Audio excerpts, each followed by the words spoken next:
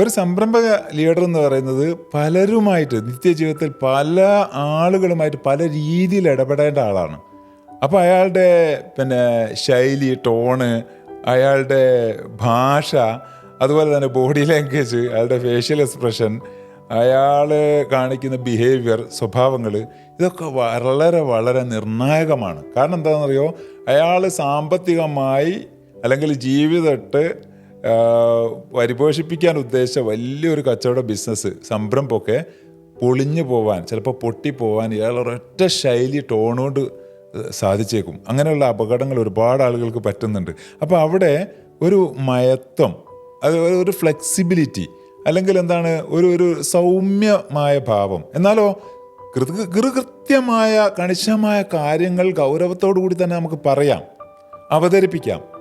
അതിൻ്റെ ഏറ്റവും ഇമ്പോർട്ടൻസ് അയാൾക്ക് കൊടുക്കാം, വികാരം. പക്ഷേ ആ ശൈലിയും ടോണും ഒന്ന് മയപ്പെടുത്തുമ്പോൾ നമ്മൾ ആ ഉൾക്കൊള്ളാനുള്ളൊരു അവസരം കൊടുക്കുകയാണ്.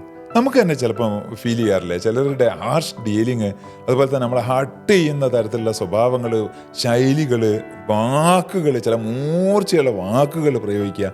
അപ്പോൾ അതൊക്കെ അവിടെ കിടക്കും മുറിവായിട്ട്, ഒരിക്കലും തുന്നിക്കൂട്ടി യോജിപ്പിക്കാൻ പറ്റാത്ത മുറിവും വ്രണവുമായിട്ട് കിടക്കുകയാണ്. ഇങ്ങനെ ബന്ധങ്ങൾ വിച്ഛേദിച്ച് മുറിഞ്ഞു പോകുമ്പോൾ ബിസിനസ് തന്നെയാണ് പൊട്ടിപ്പോകുന്നത്.